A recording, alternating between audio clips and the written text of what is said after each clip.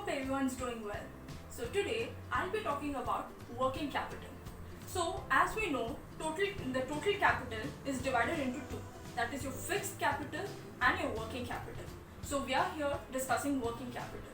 So before we get started, what is working capital? Working capital refers to the part of total capital which is required for holding current assets. Or in other words, let's simplify it further. Working capital refers to excess of current assets over current liabilities. Now, what are current assets? Current assets are assets which are expected to get converted into cash within one accounting period.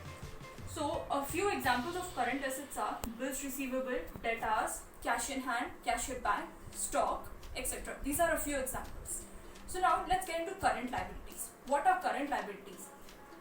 Current liabilities are liabilities that are payable within a period of 1 year, one accounting year, or I can say one financial year. So the examples here I would take are bills payable, creditors, outstanding expenses, then we can take short-term provisions. These are a few examples that I can give. Now let's get into the types of working capital. So there are two types of working capital. Those are gross working capital and net working capital. Now what are these two? What is gross working capital? Gross working capital refers to investment in current assets, or I can say gross working capital is equal to total of current assets, cash in hand plus cash at bank plus stock plus debtors plus bills receivable.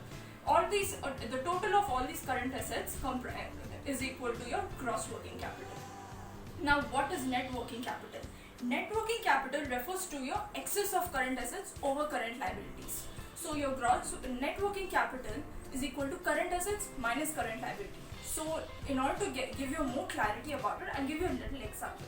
Suppose your total of current assets is equal to 50,000. 50,000 money, it includes your cash in hand, cash at bank, stock, debtors and bills receivable.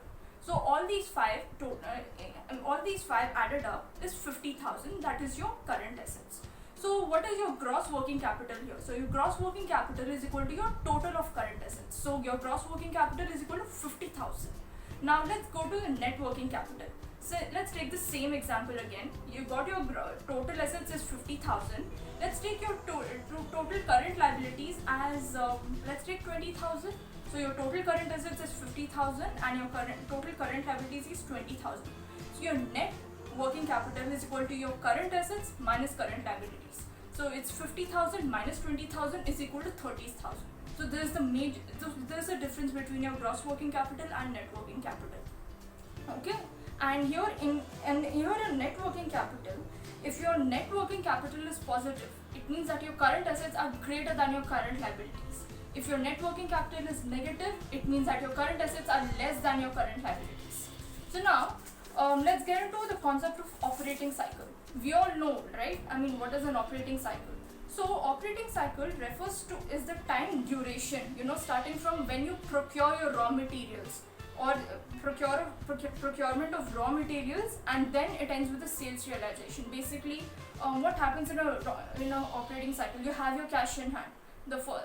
You use that cash to purchase your raw materials. Then your raw materials get into work in progress. So your work in progress, becomes your finished goods. Then you sell those finished goods and then you realize the cash out of it. So that becomes your accounts receivable. So your accounts receivable gets converted into cash. So as I said in the previous video, finance is the lifeblood of any business. So same here. If you don't have your cash, you cannot purchase raw materials. If you don't have raw materials, you cannot send those raw materials for work in progress. If you don't have your work in progress, you cannot get your finished goods. If you don't have your finished goods, you cannot realize your accounts. If you don't realize your accounts, you don't get your cash. As simple as that. So there's an input process output. There is an IPO process in this cycle. Basically, your raw materials are your input, your work in progress is your process, and your finished goods are your output. So here the basic element here, the fundamental element is your cash. If you have your cash, you purchase that, use that cash to purchase your raw materials. Then you send those raw materials for work in progress. Basically, your raw materials are under the process of converting into finished goods. So that's your work in progress, and then your work in progress gets converted into finished goods. So once you have your finished goods in hand, you don't, I mean, like, then you sell them. And again, sales are of two types, again, cash sales and credit sales. I mean, no, your business cannot run for long if you entirely depend on cash sales. So it's always important to have credit sales too. But again, you know, the credit policies differ from company to company. So let's keep that story for some other time. So after finished goods, you have your accounts receivable. So accounts receivable money, the money that you're supposed to receive. Basically, the goods that you've sold for credit, uske paise you have to get it. So that's your accounts receivable. So accounts receivable ke baad you get your cash. So that's your operating cycle. So basically, in a trading concern, the operating cycle includes the length of time taken for procurement of goods. How much time do you require for procurement of goods, and how much time do you take in realization of the sales revenue? Basically, I mean, like, sales revenue, matlab in credit sales, especially when you sell your goods for credit. So like, I mean, it's the time. I mean, like, it's the time. It's a time by when you get the cash, you know, the realization of sales revenue, your accounts receivable, basically.